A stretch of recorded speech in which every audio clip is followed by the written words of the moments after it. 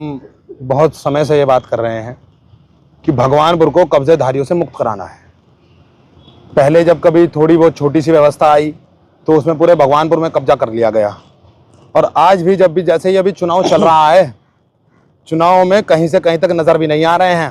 तो जैसे कि मैंने आकलन किया है तो ये जो जिसने ये कब्जा किया है, भगवानपुर का बच्चा बच्चा जानता है किसके राइट हैंड है वो, देवेंद्र अग्रवाल जी के राइट हैंड है वो। तो जब जिनकी मानसिकता चुनाव के दौरान, चुनाव से पहले ही साफ स्पष्ट नजर आ रही है। कल वाल्मीकि बस्ती में वो कार्यक्रम करने पहुंचे, मैं उनसे ये पूछना चाहता हूं किस मुंह से वो वाल्मीकि बस्ती में चले गए, किस मुंह से उन्होंने वाल्मीकि बस्ती में जाके वोट मांगा। अभी 10 दिन पहले जब यहाँ पर वो रास्ता जो वाल्मीकि बस्ती को जो मिला है उनके शमशान घाट पे जाने का, समझिएगा, शमशान घाट जहाँ आखिरी रास्ता जिसको सबको वहीं का तय करना है, चाहे कितना भी बड़ा ताकतवर और कितना भी कमजोर आदमी हो, उसका रास्ता शमशान घाट पर तय होगा। शमशान घाट के बीच रास्ते पर वो उसको शह दे रहे थे और हमारे वाल्मीकि शमशान घाट के रास्ते को बंद करवाना चाह रहे थे। वो चाह रहे थे कि उन्हें रास्ता ना मिल पाए। अब वो रास्ता ना मिल पाया तो उन्होंने सोचा कि कब्जा तो करना है, तो वो कब्जा उठाकर अब वहां से, ये आप देखिए तालाब है, निश्चित तौर पर इसकी कार्रवाई हो।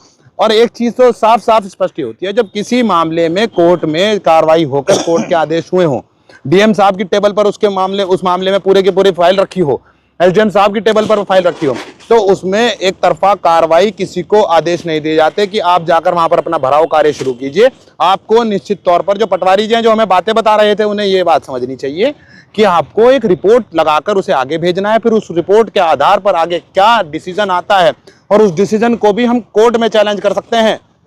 तो ये कार्रवाई इतनी छोटी कार्रवाई नहीं है। और आप सबसे बड़ी चीज समझिए, चलते चुनाव में आचार संहिता के दौरान कि जब एक छोटा सा भी खनन, अगर अभी कोई बुग्गी वाला भी खनन कर लेगा तो उस पर कार्रवाई हो जाएगी। आप देखिए, अवैध तरीके से जेसीबी चलाई गई, अवैध तरीके से पानी यहाँ पर भराव किया गया, मैं आपको उसकी वीडियो दे दूंगा बराबर, उस पर कोई कार्रवाई नहीं होती। ये तो सीधा सीधा कब्जा करने की नीति अपनाई जा रही है। और ये कब्जा क्यों किया जा रहा है इसका भी मैं आपको बता देता हूं, क्योंकि चुनाव में दोनों प्रत्याशी, भारतीय जनता पार्टी और निर्दलीय प्रत्याशी, दोनों बिल्कुल इस समय जीरो हैं। कांग्रेस पार्टी मजबूती से चुनाव में जीत रही है, कांग्रेस पार्टी यहां पर आगे निकल रही है, और ये डर से कि वो सोच रहे हैं कि अब इतना खर्चा पैसा जो जनता का लूटा हुआ है, जनता पर लग गया, वो वापस जनता से लूटा जाए, तालाबों पर कब्जे करके, तालाबों पर जमीन में। यहाँ वो सोच रहे होंगे 5-7 दुकान निकल जाएंगी, चुनाव का खर्चा निकल जाएगा, क्योंकि चुनाव तो हो रहे हैं हार।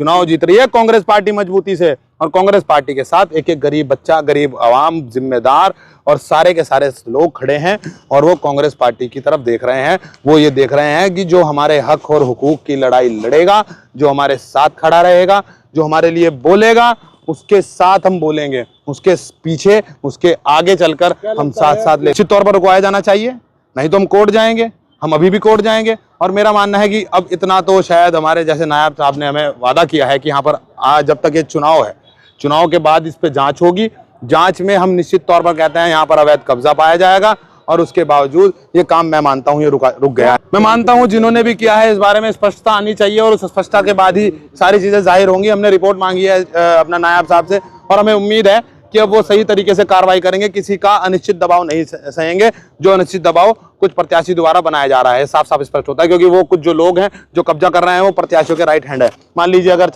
पप्पू चाचा हैं, ये किसी पे कब्जा करेंगे तो वो नहीं कब्जा कर रहे, वो अभिषेक राकेश कब्जा कर रहा है, मगर हमारा कब्जा करने का काम लोगों के दिलों पे है। उनका काम है लोगों की जमीनों पे, तालाबों पर कब्जा कर लें, ये उनकी नीति है। लोगों को डराना उनकी नीति है, क्योंकि वो चुनाव में बहुत पीछे चले गए हैं, बहुत पीछे पछड़ चुके हैं। और जो व्यक्ति शमशान घाट की सड़क पे भी बवाल करे, उसमें भी अपनी जमीन बताएं, तो वो आप जानिए वो किसी धर्म का नहीं है।